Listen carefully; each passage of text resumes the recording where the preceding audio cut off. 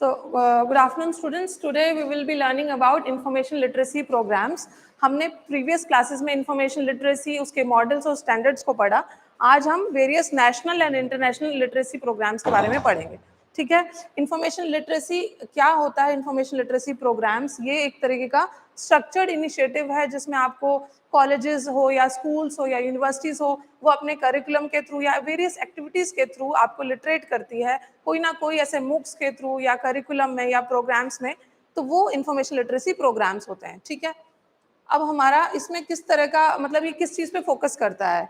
ये एक इंडिविजुअल को टीच करता है by focusing on identifying their information need, locating relevant sources of information which they are going to provide them for learning, then evaluating the quality of the resources. They have provided the resources to them. Now they have to evaluate whether those resources are useful for them or not. Then usage, providing the access to them. Now in library they acquire various kind of e-resources, right? And e-resources are comprise the major share of the budget of the library.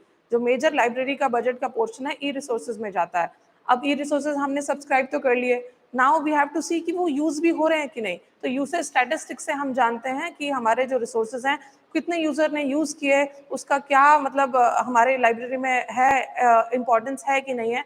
Then we can renew it the next time जब हमें अपना contract renew कराना होगा subscription, तो हम renew कराएं या उसको कैंसिल करें, that decision we can make. तो यूसेज से हमें ये पता चलता है. ठीक है. अब कितने there are different modes of providing information literacy programmes. जैसे मैंने बताया कि आपको लेक्चर्स के थ्रू, वर्कशॉप्स के थ्रू, सेमिनार्स के थ्रू, वेबिनार्स के थ्रू, आपको या ऑनलाइन ट्यूटोरियल के through, one to one consultation के थ्रू, आपको ये और भी बहुत सारे मोड्स हैं, उनके थ्रू आपको इंफॉर्मेशन लिटरेसी प्रोग्राम्स का एक्सेस दिया जाता है. ठीक है. अब स्कोप क्या है? जैसे मैंने बताया बहुत सारे स्कोप है इंफॉर्मेशन लिटरेसी के. Technology literacy, digital literacy, media literacy, network literacy, visual literacy. And I have already discussed these scopes in our previous lecture, so I don't think there is a need. Then understanding information literacy programs. तो ये अब हम समझेंगे कि information literacy अगर programme है तो वो उसका मतलब क्या महत्व क्या है, what it actually means. Information literacy में तो हम इंफॉर्मेशन की बात करते हैं कि उसको हमें नीड उसका होना, देन उसको लोकेट करना, इवेल्युएट करना, देन उसको यूज करना. बट इंफॉर्मेशन लिटरेसी प्रोग्राम्स में एक वो प्रोसीजर देता है कि इस प्रोसेस से आपको यूज करना है, इंफॉर्मेशन को लोकेट करना है, देन ये आपका इंस्ट्रक्शंस है, इन इंस्ट्रक्शन के तहत आपको चलना है, देन आप उस प्रोग्राम को कंप्लीट कर पाएंगे. इसमें और क्या बताया गया है कि it is the need of the hour which intend maximum utilisation of the resources in the area of teaching, learning and research. ये टीचर्स के लिए भी इंफॉर्मेशन लिटरेसी प्रोग्राम्स होते हैं, जैसे एफडीपीज होते हैं, फैकल्टी डेवलपमेंट प्रोग्राम्स होते हैं, ट्रेनिंग्स होती हैं, वर्कशॉप्स होती हैं, है ना, उनके लिए भी होती हैं. स्टूडेंट्स के लिए भी होते हैं लर्निंग प्रोग्राम्स. देन रिसर्च में भी होते हैं, जैसे आप रिसर्च कर रहे हैं, आपको रिसर्च मेथोडोलॉजी पे कहीं वर्कशॉप कराया गया, तो व्हाट दे आर डूइंग, वो आपको मतलब आपके करिकुलम से ही बेस्ड कुछ ऐसे कोर्सेज करा रहे हैं ताकि आप उसमें और अच्छा कर सकें. ठीक है, आपके नॉलेज एनहेंस कर रहे हैं.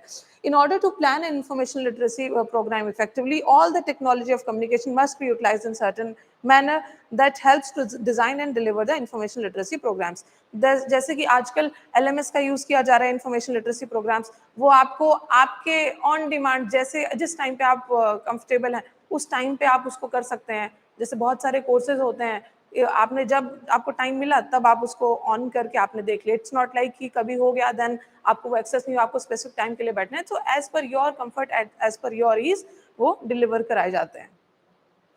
देन नीड एंड ऑब्जेक्टिव क्या होता है इंफॉर्मेशन लिटरेसी प्रोग्राम का? To encourage information literacy using a variety of instructional approaches through ILPs. Then to create collections platform that promote fair and easy access to variety of knowledge and perspective. मतलब platforms LMS कौन सा use कर रहे हैं जो मतलब सबके लिए एक्सेसिबल हो, ऐसे तरीके जैसे लाइब्रेरी की वेबसाइट्स है, उन्होंने वेबसाइट पर रिसोर्सेज तो प्रोवाइड करा दिए, बट वो हमारे जैसे डिफरेंटली एबल्ड यूजर को भी एक्सेस हो, वो क्राइटेरिया भी फुलफिल करे, है ना. That should also we should keep in mind to provide assistance in the generation and application of knowledge by contributing facilitating in virtual and physical environment. Virtually भी और फिजिकली भी हम दोनों सुविधा दे. जैसे कोविड के बाद हमने बहुत सारे चैलेंजेस फेस किए, उससे बहुत सारी नई चीजें भी सामने आई कि हम वर्चुअली भी हम बहुत सारी चीजें कर सकते हैं जो हमें लगता था which is not possible earlier. जैसे कि हम वर्क फ्रॉम होम का कॉन्सेप्ट पहले था बट उतना अच्छे से नहीं था, बट कोविड के बाद उसको लोगों ने एक्सेप्ट करना स्टार्ट कर दिया कि this is also how we can work. ये सारी चीज़ें हैं. Then since anybody can publish their content online, it is challenges for users to confirm the accuracy and reliability of information. So there is a need to have some skills in the information retrieving. अब हमारे पास जैसे मैंने बताया था chat GPT, Google Bard, Google scholar, बहुत सारे databases हैं. आपको उसमें से ऑथेंटिक इन्फॉर्मेशन ले रहे हो कि नहीं, आपको मिल तो गई information, whether it is authentic और नॉट, वो आपको देखना है. तो इन्फॉर्मेशन लिटरेसी प्रोग्राम्स जो बनाए गए हैं वो मतलब वही रिसोर्सेज को इनकलकेट करके बनाएं ताकि वो ऑथेंटिक इन्फॉर्मेशन आपको मिले. ऐसा नहीं कि आपने किसी रिकग्नाइज प्लेटफॉर्म से कोर्स कर लिया, कल को वो आप कहीं काम करने गए, वो जो इन्फॉर्मेशन है वो वैलिड नहीं है. तो reliability and accuracy of information is also very important. ठीक है. Information literacy programmes helps to locate the authentic information from the abundant amount of information. मतलब बहुत इन्फॉर्मेशन अवेलेबल है, प्रोलिफरेशन ऑफ इन्फॉर्मेशन अवेलेबल है, उसमें से बेस्ट इन्फॉर्मेशन हमें लाके दी जाती है थ्रू इन्फॉर्मेशन लिटरेसी प्रोग्राम्स, ताकि हमें सर्च ना करना पड़े, एफर्ट्स ना मारने पड़े ज़्यादा, यूज़र की ईज के लिए. ठीक है. लाइफ लॉन्ग लर्निंग में ये हमें हेल्प करता है. आप आज तो एक करिकुलम बेस्ड कोर्स में आप बैठे हुए हैं यहाँ पे, बट आप कुछ और सीखना चाहते हो. आपके मास्टर्स के बाद अगर आप कुछ और नहीं करें, घर बैठे आप चाहते हो कि किसी फील्ड में आप कुछ सीखो, तो खुद से आप कोई भी इंफॉर्मेशन लिटरेसी प्रोग्राम में एनरोल्ड होकर काम कर सकते हैं. अब इम्पार्ट कैसे करना है इंफॉर्मेशन लिटरेसी को, जैसे इसमें दो चीज़ों की मेन बात की गई है, कोर्स रिलेटेड प्रोग्राम्स और course integrated programmes. Course related programmes क्या होंगे, कुछ बताएंगे? जैसे आपके कोर्स से रिलेटेड है, ये पेपर आप पढ़ रहे हो तो ये आपके कोर्स से रिलेटेड है, यहाँ तो आप इन्फॉर्मेशन लिटरेट हो रहे हो. बट कोर्स इंटीग्रेटेड, सॉरी उल्टा होगा, कोर्स रिलेटेड हुए मतलब यहाँ भी पढ़ रहे हो, that is also course related. और आप जैसे कि आपने स्वयं पे देखा इन्फॉर्मेशन लिटरेसी से रिलेटेड अगर वहाँ पे कोई कोर्स है तो it is also related to your course, but it is not in your curriculum. अगर वो भी आप करते हो तो समटाइम्स यूनिवर्सिटीज अगर वो 4 क्रेडिट का वहाँ पेपर है तो आपको वो क्रेडिट ट्रांसफर का बेनिफिट भी देती है कुछ इंस्टीट्यूशंस. किसमें? ई सर्टिफिकेट. सर्टिफिकेट तो मिलेगा आपको, लेकिन वो मैं कह रही हूँ कि उसमें जो it is related to your course, but वो आपके कोर्स का भी पार्ट नहीं है. जैसे लाइब्रेरी साइंस का और कोई कोर्स आपने कर लिया तो क्रेडिट ट्रांसफर का भी उसमें मतलब एक वो होता है एलिमेंट की 4 क्रेडिट का है, आप अपने पेपर में वो क्रेडिट यहाँ एक नहीं कवर कर रहे हो, वो वहां से आपने कर लिया तो वो क्रेडिट ट्रांसफर भी हो जाता है, जैसे स्वयं में होता है. आप चेक करना. ठीक है. उसमें जब कोर्स का डिटेल दिया होता है वहाँ नंबर ऑफ क्रेडिट दिया था कि 4 क्रेडिट का है, तो कुछ कुछ इंस्टीट्यूशन उसको रिकॉग्नाइज करती है, तो वो रिलेटेड टू कोर्स हो गया. तो आपने यहाँ नहीं पढ़ा, वो कहीं और से पढ़ के आपने यहाँ दिखा दिया कि आई हैव कंप्लीटेड, और उसका पेपर भी एनटीए करवाता है जैसे स्वयं का, तो वो भी रिकॉग्नाइज्ड है और प्रॉपर तरीके से होता है, तो वो आपको क्रेडिट ट्रांसफर हो जाएगा. दूसरा हो गया कोर्स आपका इंटीग्रेटेड. अब ये पेपर आप यहाँ पढ़ रहे हो, it is integrated to your programme, तो ये भी आपको इलिटरेट कर रहा है. तो मतलब देयर आर 2 वेज, एक तो कोर्स इंटीग्रेटेड प्रोग्राम से इलिटरेट आप हो रहे हैं, दूसरा है कोर्स रिलेटेड से. मतलब अपार्ट फ्रॉम दिस आप इसके बाहर जाके कोई भी कोर्स करते हो, that is also considered information literacy programme. ठीक है. वो मतलब 2 तरीके हो गए आप इम्पार्टिंग इन्फॉर्मेशन लिटरेसी. अब लाइब्रेरी का क्या इसमें महत्व है information literacy in library information sciences. Library क्या रोल प्ले करती है? Over the time of programs, the library education have changed and came in front as information literacy area. Different models have been created to meet the need of the users group. अब इसमें क्या है कि बहुत सारी information, मैंने कहा कि abundant of information is available.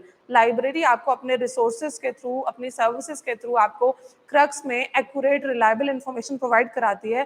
That means कि लाइब्रेरी का इन्फॉर्मेशन लिटरेसी में बहुत बड़ा योगदान है ना. वैसे ही library host many programmes for user education as a part of their services, bibliography, instruction, library orientation कराती है. लाइब्रेरी ओरिएंटेशन प्रोग्राम होता है ना, जैसे हर लाइब्रेरी में आपका जो मेंबरशिप कार्ड बनता है तो उसी के थ्रू वो उसी के दौरान वो ओरिएंटेशन बच्चों को कराते हैं. हाँ, मतलब नहीं, वो बताएंगे कि आपकी लाइब्रेरी में क्या क्या अवेलेबल है, ताकि बच्चा जब एडमिशन ले रहा है तभी जान जाए कि मैं इस इंस्टीट्यूशन का पार्ट बना तो इस लाइब्रेरी में क्या क्या मुझे अपने कोर्स से रिलेटेड या अपार्ट फ्रॉम दैट और क्या अवेलेबल है मुझे पता चले. वो पूरा ओवरव्यू देंगे. कुछ लाइब्रेरी जैसे आईआईटी दिल्ली की लाइब्रेरी है, उन्होंने एक वीडियो बना रखा है. तो मतलब जैसे कोविड में हमने एडमिशन तो ले लिया बट हम इंस्टीट्यूशन में विजिट नहीं कर सकते, तो उन्होंने एक पूरा वीडियो बनाया जिसमें सारे लाइब्रेरी के जो स्टाफ है उन्होंने अपने अपने सेक्शंस का ओवरव्यू देते हुए बताया कि ये सर्विसेज हमारे यहाँ पर है. तो वो पूरा उन्होंने video, that is also a good way to of library orientation programme. ठीक है. तो लाइब्रेरी का बहुत महत्व रहता है to impart information literacy to its users. अब हम डिस्कस करेंगे कि national programmes of information literacy क्या है. जैसे DULS है. DULS क्या है? DLS क्या है? आप दिल्ली यूनिवर्सिटी के स्टूडेंट हैं? दिल्ली यूनिवर्सिटी लाइब्रेरी सिस्टम, ठीक है। तो उसने library information literacy and competency development programme launch किया था, ठीक है। इसके बारे में हम पहले जानेंगे।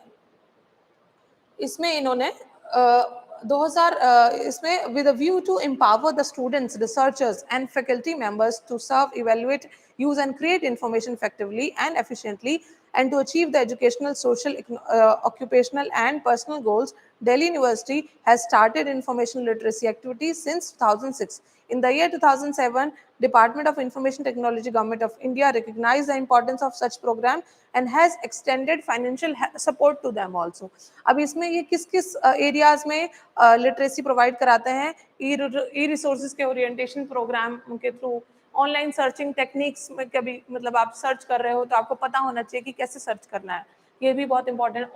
Open access resources orientation programme, जैसे बहुत सारे रिसोर्सेज हैं विच आर ओपनली अवेलेबल, उनके बारे में आपको बताना। जैसे अगर आपको लाइब्रेरी का एक्सेस नहीं है, कल को अगर आप यहाँ से पास आउट होकर जाते हैं तो आप लाइब्रेरी का आपको एक्सेस नहीं मिलेगा रिसोर्सेज का जो पेड है, तो वो आपको लिटरेट करते हैं कि ओपन एक्सेस रिसोर्सेज भी बहुत सारे हैं which is also very good quality, वो आप देख सकते हो। इंस्ट्रक्शन फॉर बिब्लियोग्राफिक साइटेशन कैसे देते हैं, वर्चुअल रेफरेंसिंग कैसे देते हैं, exposure to copyright and plagiarism issues. अब आप मास्टर्स के स्टूडेंट, आपको प्लेजरिज्म का पता होना चाहिए कि आप जब डिसर्टेशन बनाएंगे उसमें फ्लैग कितना होना चाहिए, तो फ्लैग इश्यूज क्या होते हैं, गवर्नमेंट की क्या रेगुलेशन है कि बिलो 10% होना चाहिए और आगे के कितने लेवल्स हैं उसके बारे में, कॉपीराइट का जैसे 1957 का हमारा एक्ट है उसके बारे में बताना।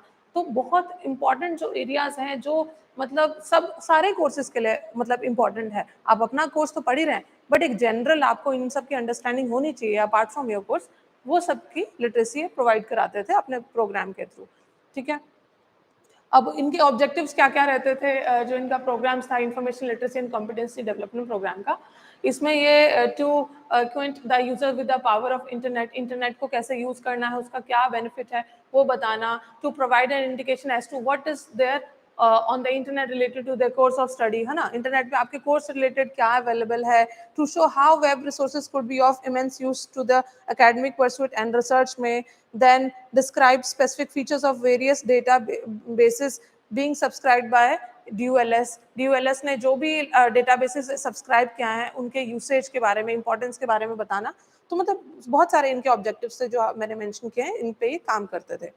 अब ये जो है इनका एक वेबसाइट पोर्टल है जहाँ पे ये वेरियस मॉड्यूल्स के थ्रू इंफॉर्मेशन लिटरेसी प्रोवाइड कराते थे, ठीक है। उन मॉड्यूल्स में बहुत सारे एस्पेक्ट जो हमने डिस्कस किए कि साइटेशन से रिलेटेड या कॉपीराइट से रिलेटेड, वो ये पढ़ाते थे, ठीक है। अब ICAR कोर्स, ठीक है, ICAR का फुल फॉर्म क्या है? Indian council of for agriculture research, ठीक है। तो जैसे एग्रीकल्चर इंस्टीट्यूशंस होते हैं ना, तो एग्रीकल्चर इंस्टीट्यूशंस यूजीसी के थ्रू नहीं चलते हैं, ICAR के अंडर आते हैं, ठीक है।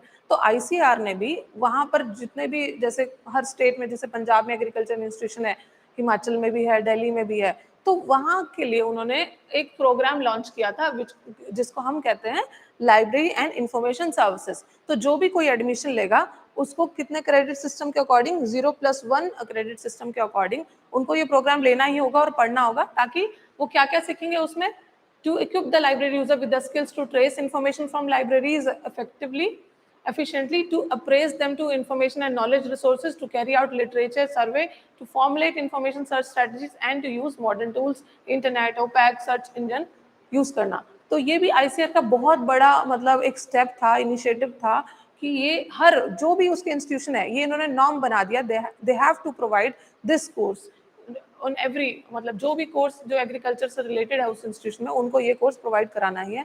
तो दिस इज वेरी इंपॉर्टेंट। कभी कभी पूछा जाता है कि वो कोड क्या है, जैसे 501 में आपका ये कोर्स नाम के तहत हर इंस्टीट्यूशन में, आप खुद सर्च करके देखिएगा कि पंजाब में, हिमाचल में, दिल्ली में कोई भी एग्रीकल्चर इंस्टीट्यूशन है उसके वहाँ पे ये लाइब्रेरी में एज मेंशन किया जाता है। इसमें इसी वजह से लाइब्रेरी में एम्प्लॉयबिलिटी भी बढ़ी कि मतलब या तो लाइब्रेरियन से पढ़ाया जाता है, इफ दे आर बिजी तो मतलब गेस्ट फैकल्टी को भी हायर किया जाता है। तो इन्होंने एम्प्लॉयबिलिटी भी जनरेट की लाइब्रेरी प्रोफेशनल्स के लिए। उसके बाद सक्षम डिजिटल लाइब्रेरी। अब जैसे हमारे डिफरेंटली एबल्ड हमारे यूजर्स हैं, जो पीपल हैं पब्लिक में, तो हमें उनको भी इंफॉर्मेशन नीड को कैटर करना है। हमें सिर्फ ये नहीं देखना है कि जो मतलब they are normal, they don't have any disability, उन्हीं को। तो सक्षम डिजिटल लाइब्रेरी जो है एक्सेसिबल फॉर्मेट्स में रिसोर्सेज प्रोवाइड कराती है। जैसे लाइब्रेरी में बहुत तरह के रिसोर्सेज हैं, ई रिसोर्सेज हैं। अब ये रिसोर्सेज एक फॉर्मेट में अवेलेबल है, लेकिन एक ब्लाइंड है, हियरिंग डिसेबिलिटी है, और भी तरह की अगर उनको प्रॉब्लम है तो वो उसको ढंग से नहीं देख सकते। हियरिंग है तो उनको सुन नहीं सकते, अगर कोई ऑडियो फाइल है। विजुअली इम्पेयर्ड है तो उनको फाइल है तो देख नहीं सकते, उनको स्कैनर्स चाहिए, है ना कुछ, या जैसे या स्क्रीन रीडर्स चाहिए रीड करने के लिए, कि कोई रीड कर दे, वो सब उनको चाहिए। तो वही है। तो सक्षम डिजिटल लाइब्रेरी ने जितने भी रिसोर्सेज थे उसको एक्सेसिबल फॉर्मेट में कन्वर्ट करके दिया अपनी लाइब्रेरी में। तो जो भी डिफरेंटली एबल्ड यूजर है, जैसे सुगम्य पुस्तकालय भी बहुत अच्छा काम करता है इसके ऊपर, उनके साथ एसोसिएट होकर उन्होंने काम किया। जैसे हमारा कॉपीराइट लॉ है 1957 का, उसके बाद रिवाइज हुआ था 2012 में, कॉपीराइट लॉ हमारा रिवाइज हुआ था। उसमें गवर्नमेंट ने ये मेंशन किया था कि कोई भी अगर इंडिविजुअल और कोई इंस्टीट्यूशन अगर इंगेज है किसी भी ऐसी एक्टिविटी में जिसमें आप एक मतलब एक कंटेंट को या कोई ऐसा मटेरियल है जो एक्सेसिबल फॉर्मेट में नहीं है, उसको एक्सेसिबल फॉर्मेट में कन्वर्ट कर रहे हो, तो वो परमिट किया था गवर्नमेंट ने। ठीक है, जैसे डेजी डिजिटल डेजी फॉर्मेट में देना, ईपब फॉर्मेट में, या ऑडियो में कोई ऐसी फाइल है तो वो कन्वर्ट करना भी। जैसे हम कोई लाइब्रेरी आपसे पूछे कि वेदर इट इज ऑथराइज्ड और not, it is authorised. Government ने 2012 का जो हमारा कॉपीराइट का अमेंडमेंट एक्ट था उसमें उन्होंने इसको अलाउ कर दिया था। ठीक है, तो ये हमारे डिफरेंटली एबल्ड यूजर्स के लिए हो गया। देन इनफ्लिपनेट, इनफ्लिपनेट के बारे में सुना है? क्या है फुल फॉर्म? नेटवर्क, हाँ कहाँ पे है? हाँ, अहमदाबाद, गांधीनगर।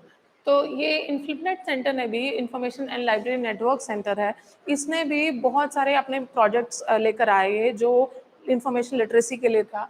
जैसे कि आप यहाँ देख सकते हैं कंसोर्शियम्स। ई शोध सिंधु के बारे में सुना है? ई शोध सिंधु में क्या होता है?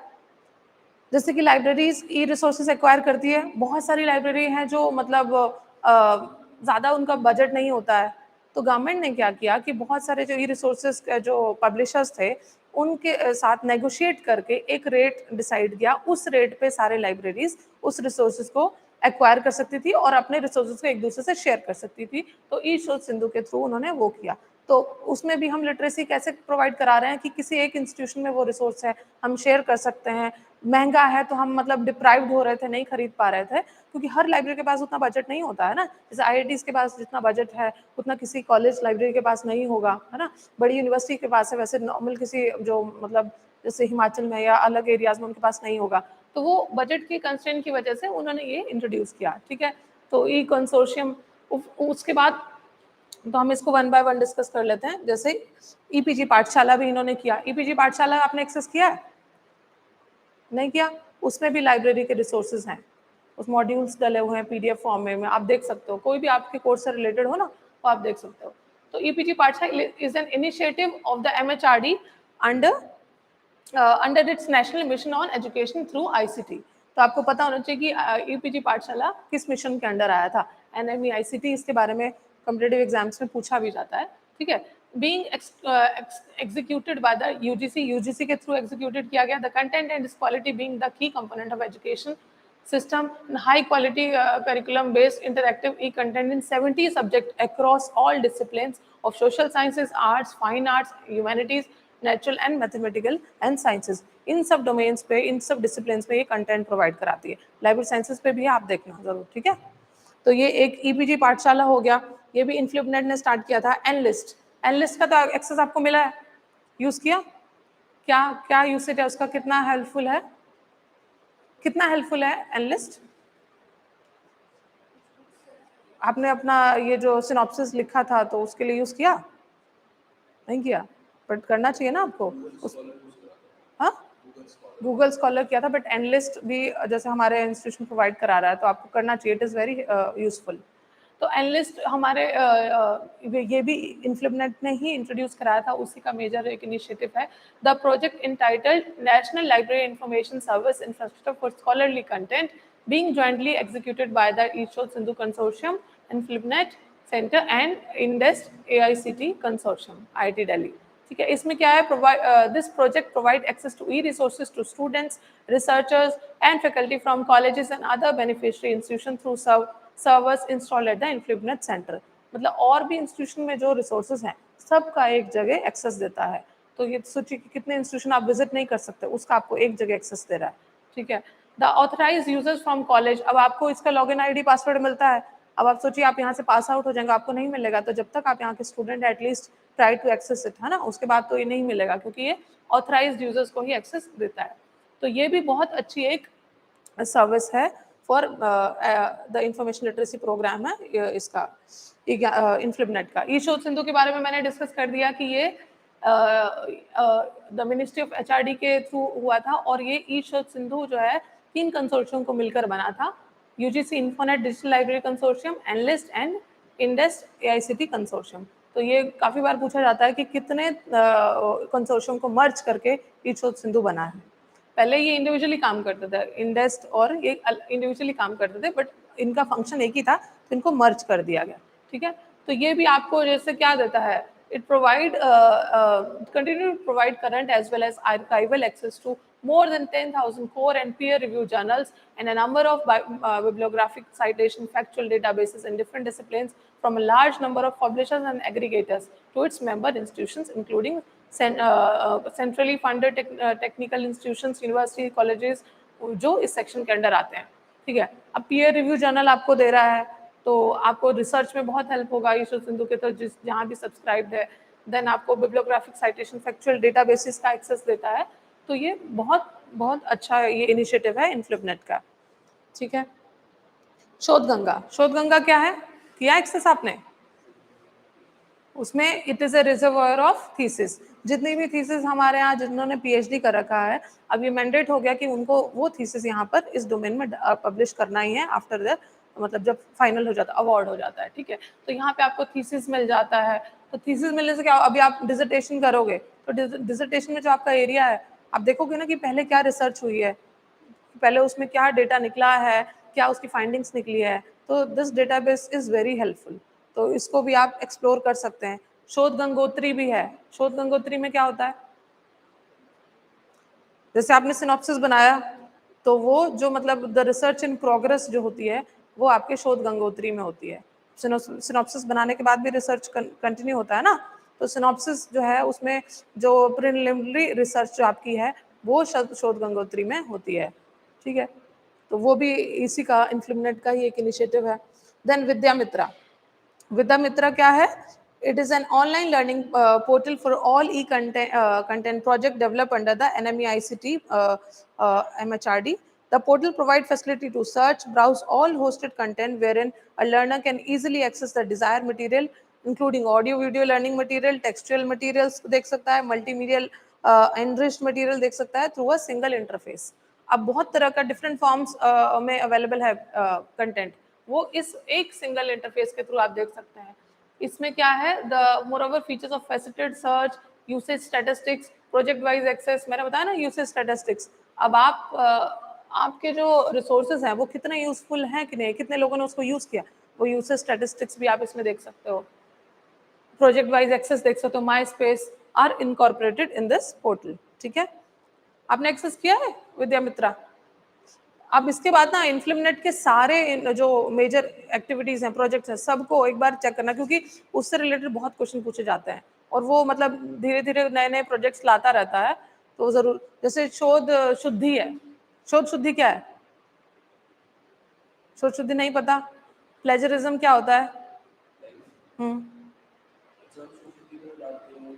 शोध शुद्धि जो है हमारे गवर्नमेंट ऑफ इंडिया का इन्फ्लिबनेट के थ्रू एक इनिशिएटिव है, जिसमें उरकुंड के थ्रू आप उरकुंड जो सॉफ्टवेयर है ना, उसमें आप लैग चेक कर सकते हो। हाँ, और उरकुंड को नया नेम क्या है, उरकुंड का नया नाम क्या दिया गया है? ओरिजिनल।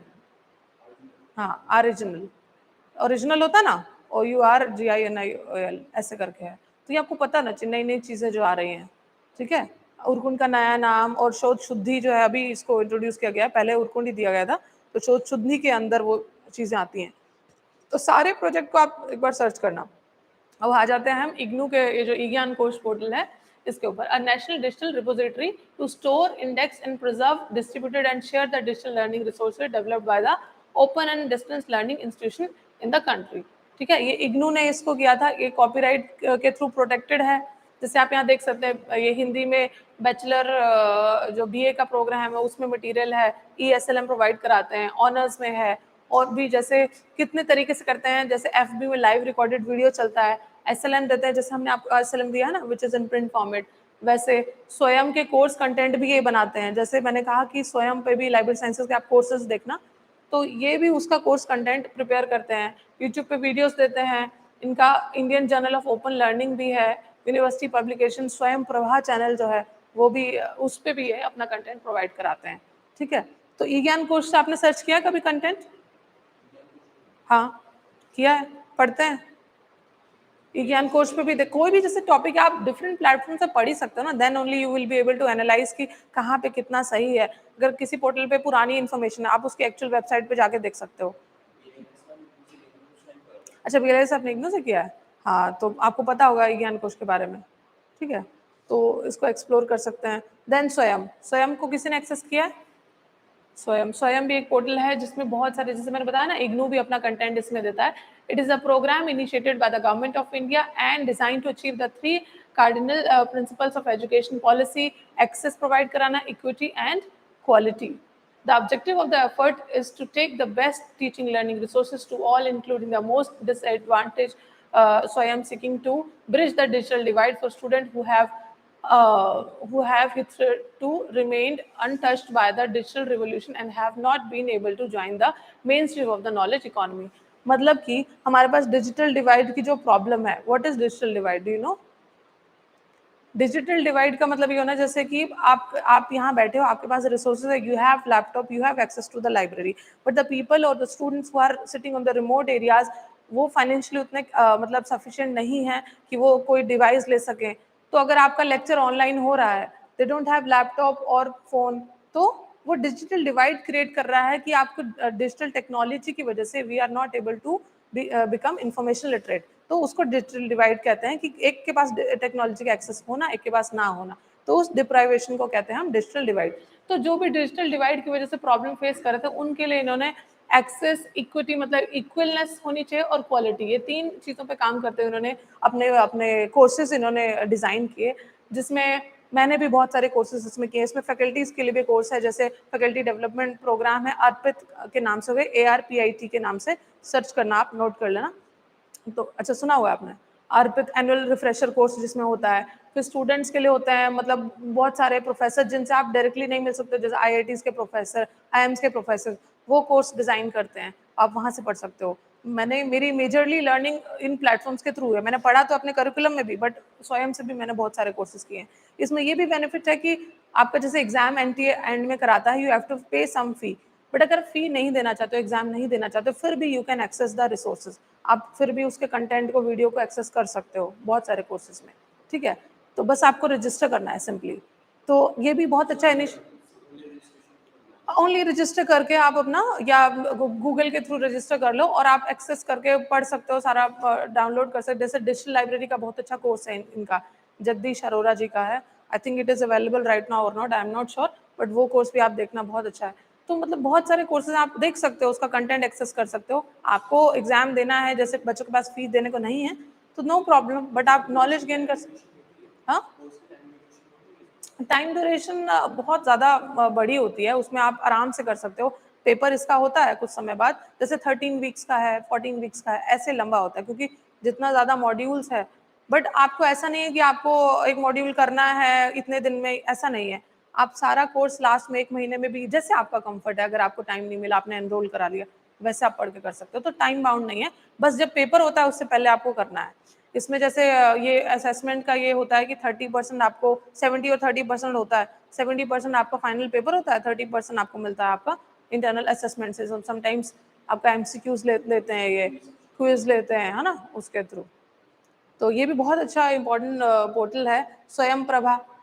अब कोई आपसे पूछे स्वयं और स्वयं प्रभा में क्या डिफरेंस है, काफी जगह इंटरव्यू में पूछा जाता है। स्वयं प्रभा क्या है? It is a group of 22 DTH channels devoted to telecasting of high quality educational programs on 24/7 basic using the GSAT 15 satellite. Every day there will be a new content for at least 4 hours, which would be repeated 5 more times in a day, allowing the student to choose the time of their convenience. The channels are uplinked from BISAGN Gandhinagar. The content are provided by NPTEL, IIT, UGC, CEC, IGNOU.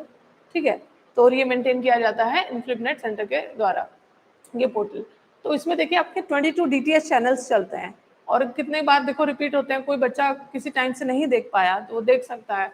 और different disciplines पे courses होंगे और content IITs का content आ रहा है. आप IIT के student नहीं हो फिर भी आपके पास वो फैसिलिटी मिल रही है, तो ये भी बहुत अच्छा है. अब स्वयं इसमें नहीं, इसमें रजिस्ट्रेशन मैंने इसको वो नहीं किया. आई थिंक हाँ, log in registration you have to do, इसमें लिखा हुआ है.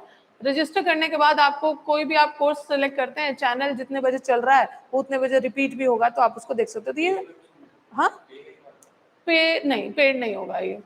इट इज ऑल्सो फ्री, है ना. Free DTH channel for education, है ना, फ्री है. हाँ, तो आप इनको खुद ब्राउज करना. मैंने तो स्क्रीनशॉट लगा दिया ताकि आपको कुछ पता चले थोड़ा. NPTEL के बारे में सुना?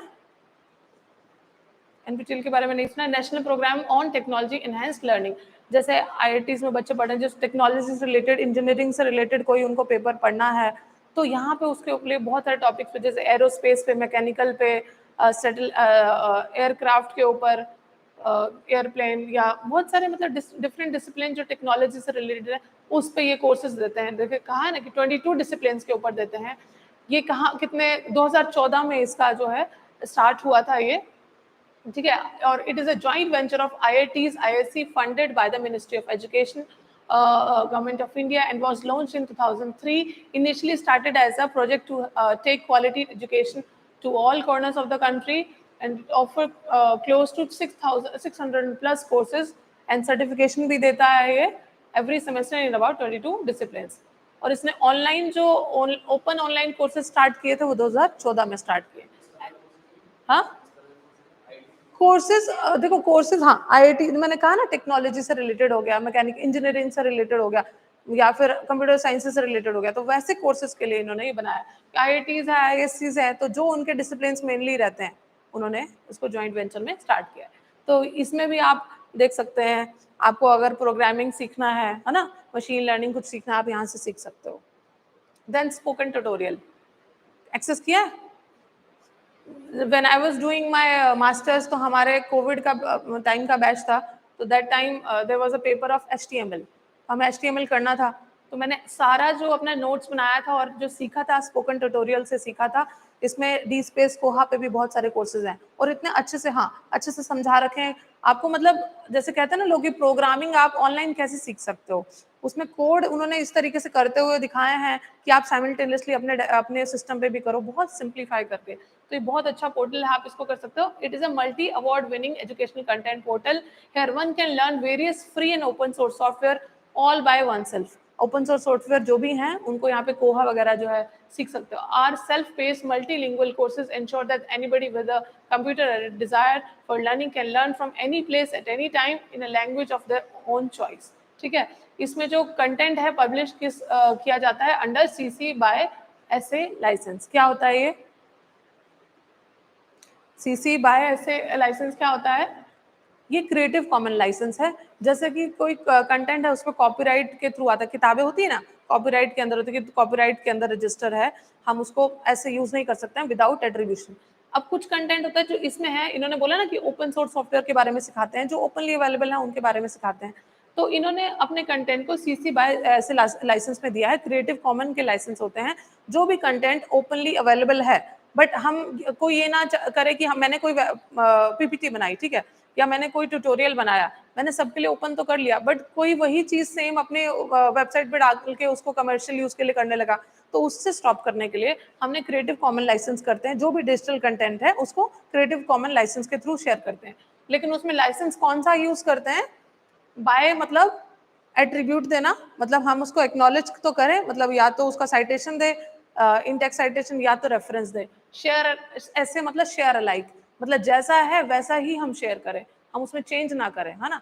तो जैसे कोई पिक्चर्स डली हुई है तो उसको शेयर अलाइक, जैसे वो पिक्चर वैसे डली है वैसे ही शेयर करें, उसमें हम एडिट नहीं कर सकते. क्रिएटिव कॉमन्स मैं कोई लेक्चर करूंगी जिसमें क्रिएटिव कॉमन्स के बारे में आपको बताऊंगी डिटेल में, बहुत अच्छी चीज़ है वो. FOSSEE, ठीक है, Fosse.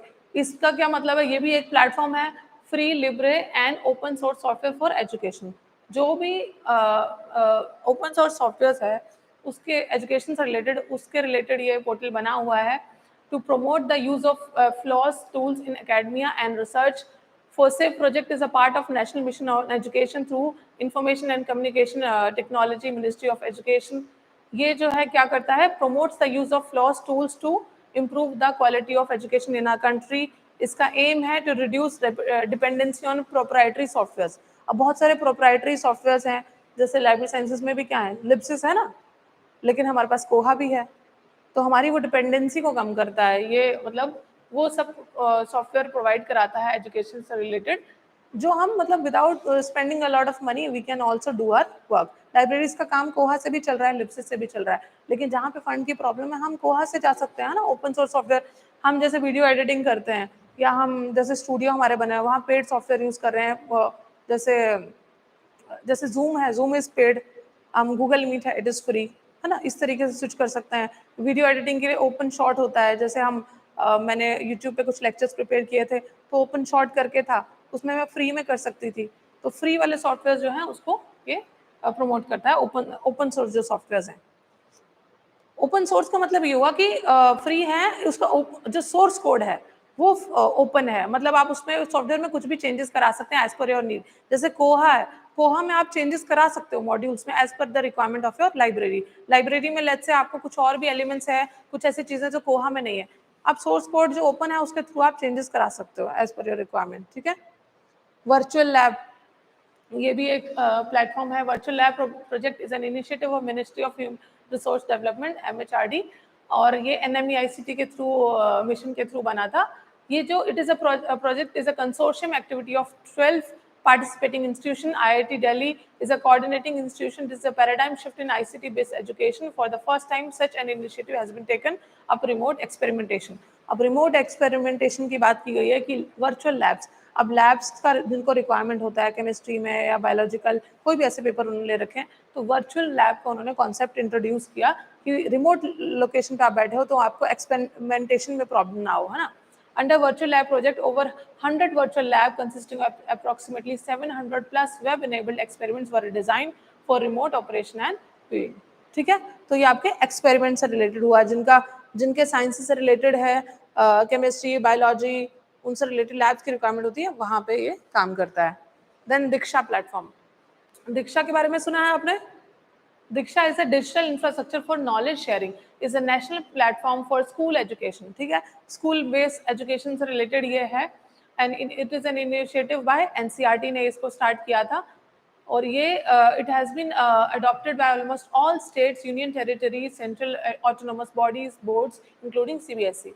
Diksha was developed on the basis of the strategy and approach paper for the National Teacher Platform released by then Honorable Minister of the Human Resource Development, Shri Prakash Javadekar, in September 2017. Diksha can be accessed by learners and teachers across the country and currently supported by 36 Indian languages. तो 36 Indian languages में ये available है।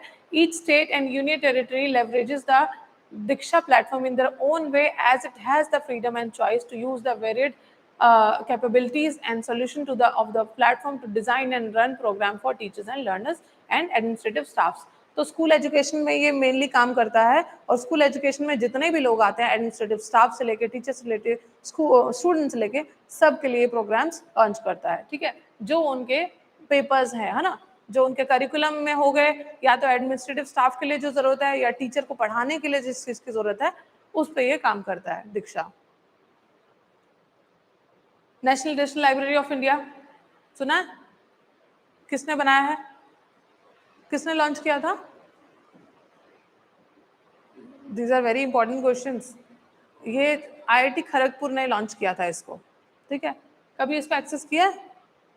इसको भी आप access कीजिएगा। It is also not paid, openly available, बस इसमें थोड़ा रजिस्ट्रेशन होता है। ठीक है, तो इसके बारे में देखते हैं क्या है। It is a virtual repository of learning resources which is not just a repository with search and browse facility but provide a host of services for the learners community. अब इसमें क्या होता है कि जैसे मैंने खुद जो एक्सप्लोर किया है, आप कोई भी इसमें चीज़ अगर सर्च करोगे, टॉपिक सर्च करोगे, ये आपको एक इनके पास सिर्फ मेटा डेटा इंजेस्टेड है, मतलब अगर आप कोई आर्टिकल सर्च करते हो तो उसका आपको एब्स्ट्रैक्ट दिखा देगा, but if you want to see the full document it will take you to the actual website of the resource, है ना। तो आपको ऑथेंटिक सोर्स पे इसके लेकर जाएगा। इनके पास खुद रिपोजिटरी नहीं है, but they take you to the main location to provide you the access of the resources, ठीक है। तो ये इसमें अगर कोई बोले कि it is the digital library actually which have the collection, no it's not, it just have the meta data storage, और वहाँ से या मतलब जो थोड़ा सा ओवरव्यू देता है, बट मेन आपको आउटसाइड वेबसाइट पे लेके जाता है। जैसे कहा ना कि होस्ट करता है उस इन्फॉर्मेशन को, but will take you to the outside other website, ठीक है।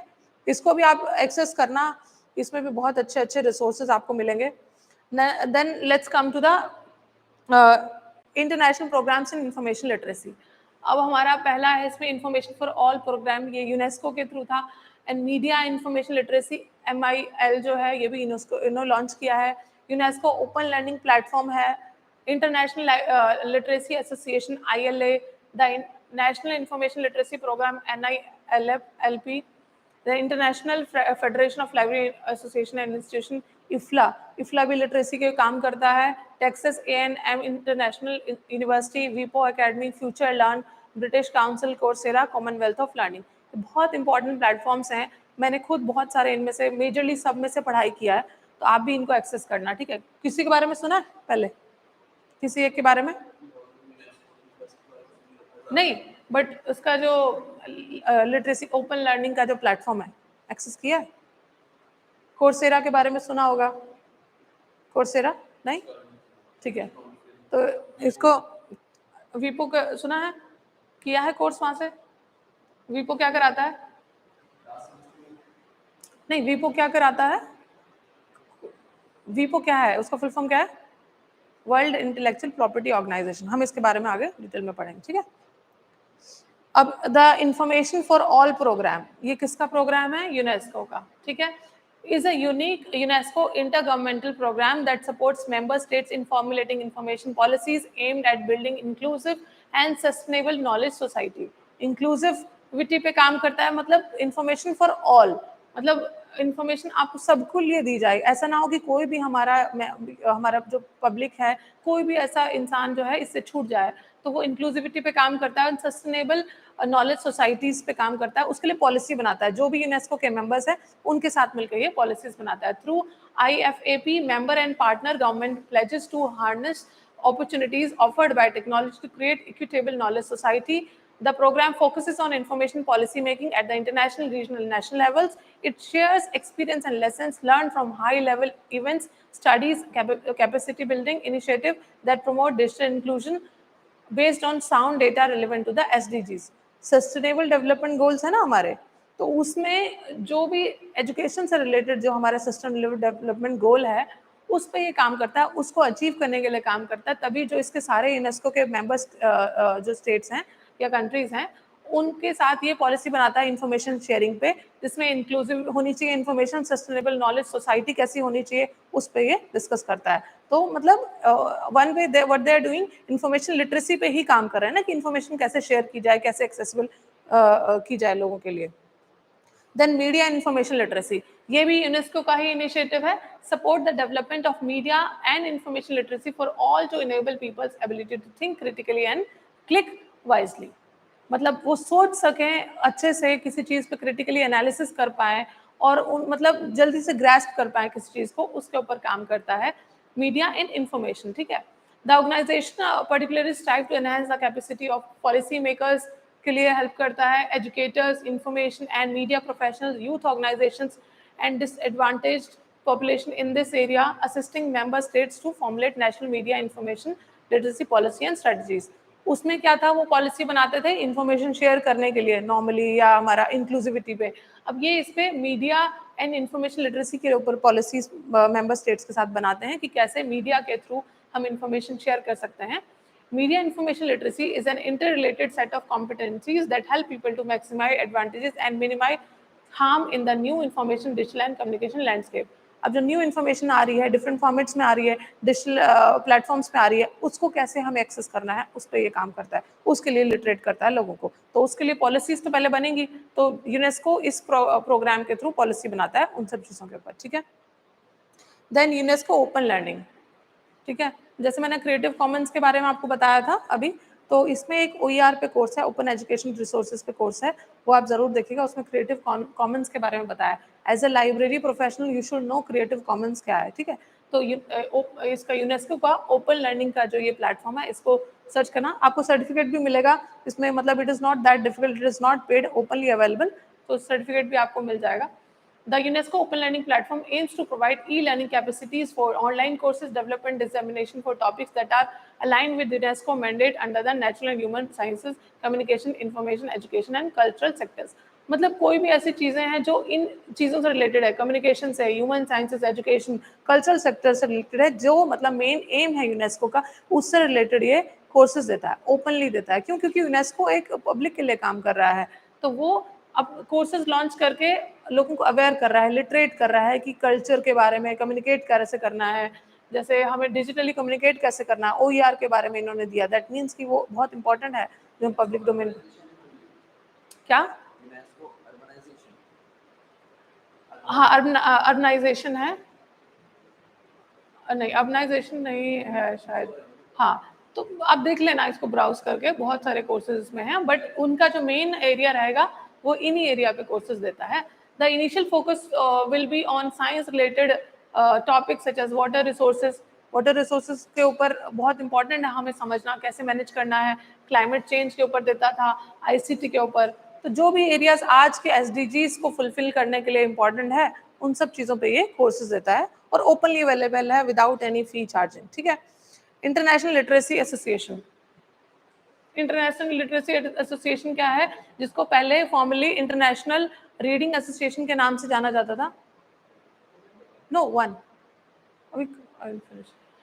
is a professional membership organization of more than 3 lakh literacy educators, researchers and expert across 128 countries, ठीक है। तो इसमें प्रोफेशनल मेंबरशिप ऑर्गेनाइजेशन है जिसमें मतलब 3 लाख से भी ज़्यादा एजुकेटर रिसर्चर जुड़े हुए हैं 128 कंट्रीज से। Through our work, we support literacy professionals and educators from every corner of the world. We advocate for children's right to read and to excellent literacy instructions in reading, writing, communicating, and critical thinking. We believe that every child everywhere must be given equitable access to the education opportunities and resources needed to realize their full potential and become active global citizen. तो मतलब कि children's के लिए ये काम करता है, children's के राइट्स पे काम करता है और बहुत सारे मतलब पूरे मतलब अपने डिफरेंट कंट्रीज से एसोसिएट होकर लिटरेसी के ऊपर काम करता है। उसमें एजुकेटर्स भी हैं, रिसर्चर्स भी हैं, है ना, एक्सपर्ट्स भी हैं डिफरेंट फील्ड से। तो ये हमारा इंटरनेशनल लिटरेसी एसोसिएशन। और इसमें जैसे यहाँ पे आगे दिया हुआ है, ये इस पिक्चर में आप देखेंगे कि ये वेबिनार्स भी कराता है, ILA के वेबिनार्स हैं, इंटेंसिव्स है, free for everyone, now on demand, मतलब आप ऑन योर डिमांड आप फ्री वेबिनार्स भी अवेलेबल हो सकते हैं आपको। तो हम इसको देखते हैं कि ILA वेबिनार्स क्या है। These 1 hour online professional learning events deliver insights and practical resources from experts in the field of literacy, ठीक है। तो वेबिनार्स कराता है ये, फ्री वेबिनार्स भी देता है। A selection of ILA's online professional learning is free for everyone to attend and rewatch on demand, कभी भी आप अपने डिमांड के अकॉर्डिंग देख सकते हो। ILA इंटेंसिव्स क्या होते हैं? Looking for more expensive understanding of a topic, in depth understanding चाहिए आपको उसके उसके ऊपर टॉपिक्स पे, रिसर्च से रिलेटेड हो या अलग चीज़ों से रिलेटेड हो, which is related to literacy, they provide lectures on that. Now on demand में क्या है?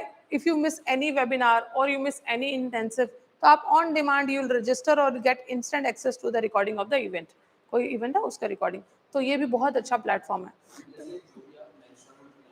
हाँ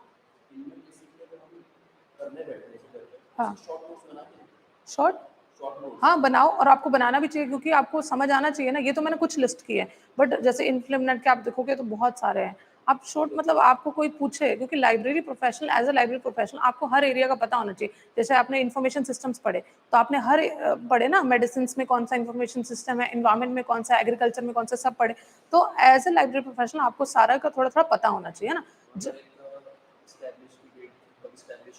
ये एस्टेब्लिश कब हुआ, किसने एस्टेब्लिश किया, फुल फॉर्म क्या है, ये तो आपको पता होना चाहिए। उसका मेन ऑब्जेक्टिव क्या है ना। हाँ हाँ हाँ, ये सब आप नोट्स बनाना।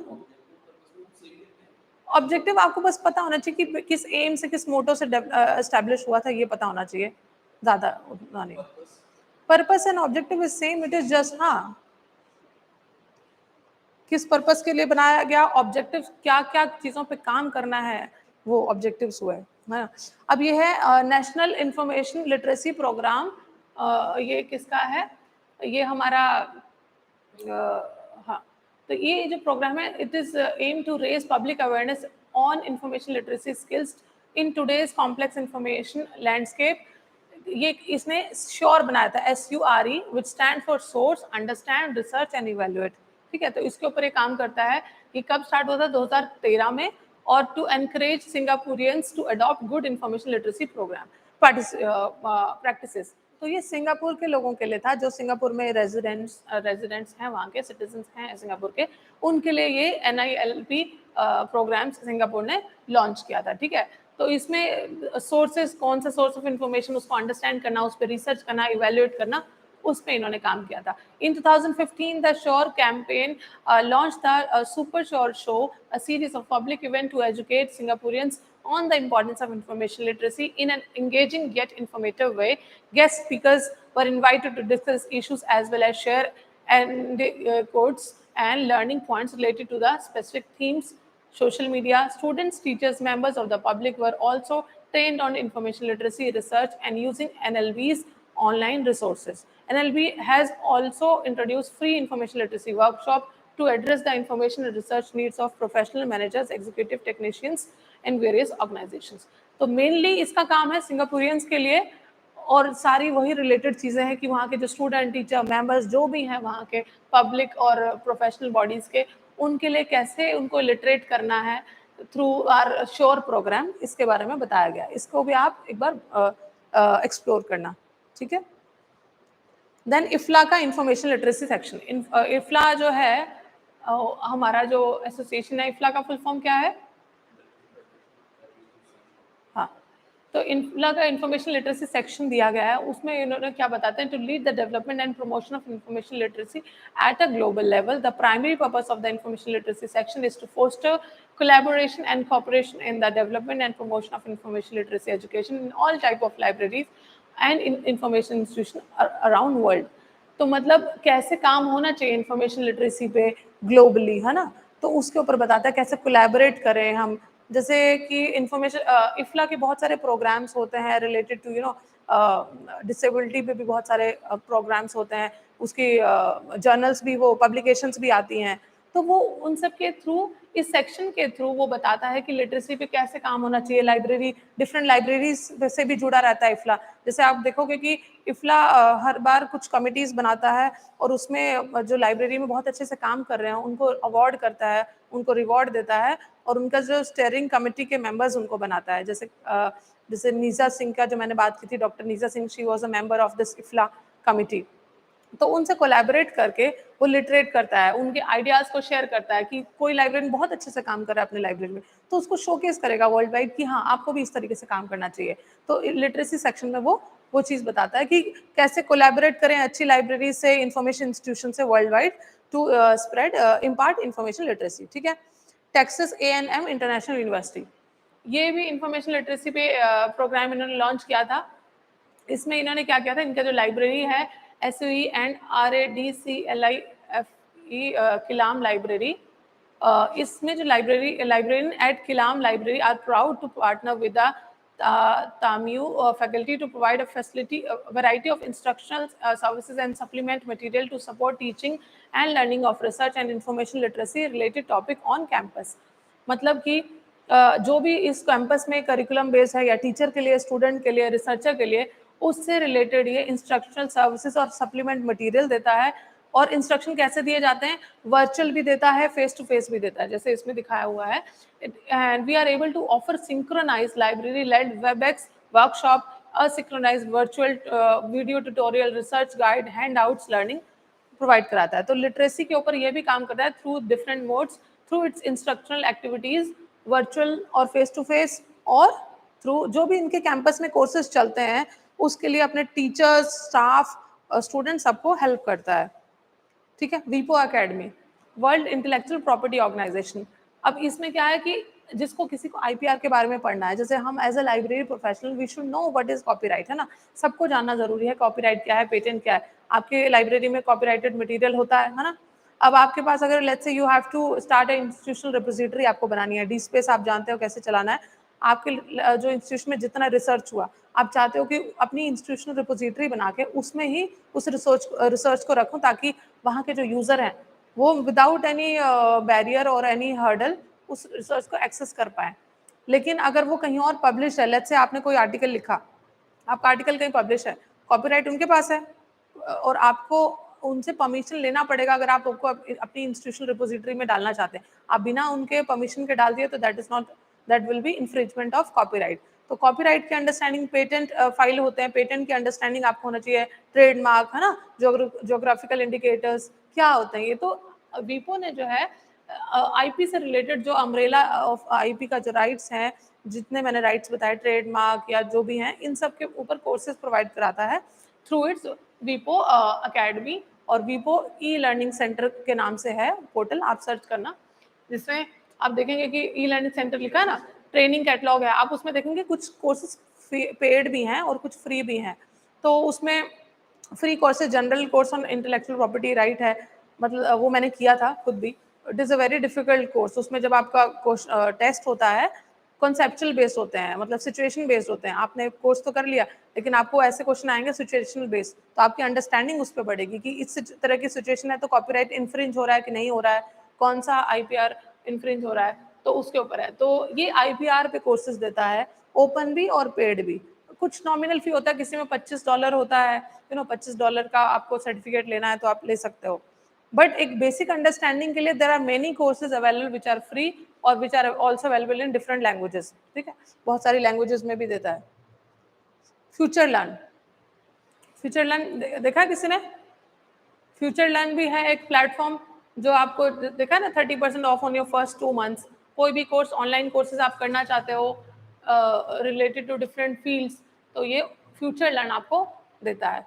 अब देखो किसी वेबसाइट पे आप सर्टिफिकेट नहीं लेना चाहते, दैट इज डिफरेंट, बट आप जाके उसको ब्राउज करो, उसका कोर्स स्ट्रक्चर कैसा है उसको देखो, कोई ऐसा एलिमेंट आपको लग रहा है it is related to your related to your interest, है ना, you are interested to learn that topic, आप देख सकते हो। फ्यूचर लर्न को भी एक्सप्लोर करना।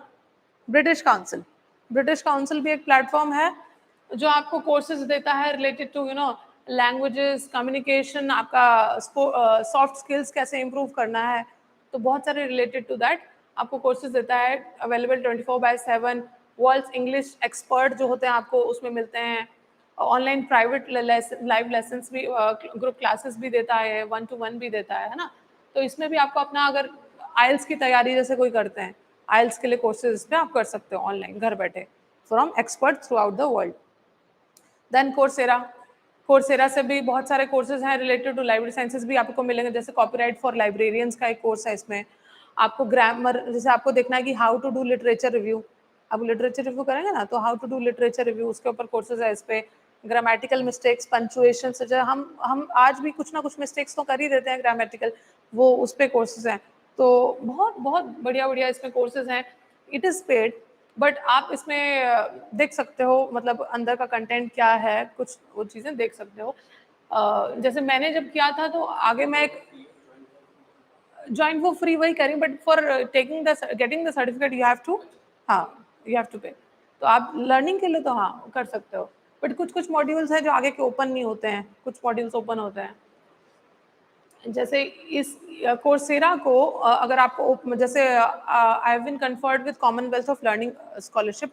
कॉमनवेल्थ ऑफ लर्निंग एक प्लेटफॉर्म है, कनाडा का एक ऑर्गेनाइजेशन है जो डिफरेंट प्लेटफॉर्म, जैसे कोर्सेरा हो गया, यूडेमी भी एक प्लेटफॉर्म है, उन सब का कोर्सेज फ्री अवेलेबल कराता है। तो मैंने उसको दो बार मुझे स्कॉलरशिप मिली थी, तो जितने इसके कोर्सेज है I can access free of cost. मैंने 10 से 12 कोर्सेज इसमें से किए हैं।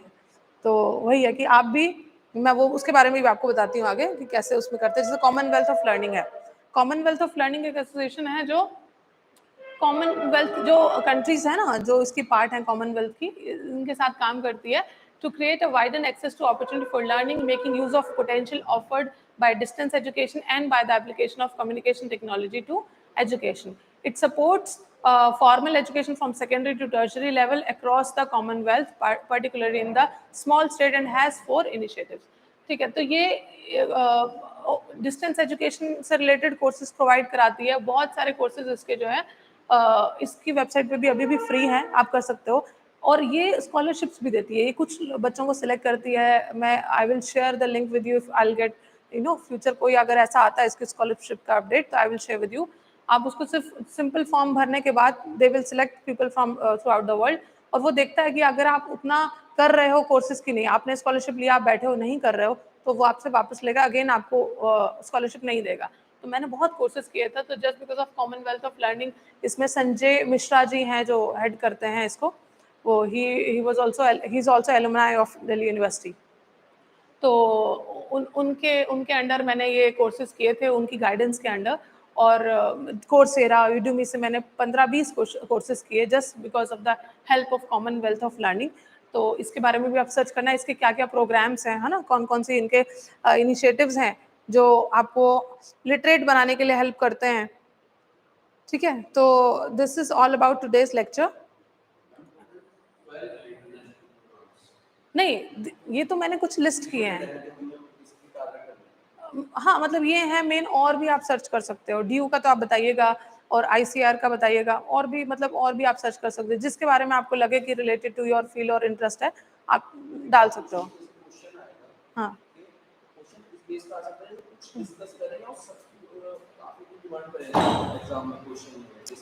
Depend upon the marks of the question ना. कितने मार्क्स का, 20 का है तो उतने आपको डिस्कस करने हैं क्वेश्चन.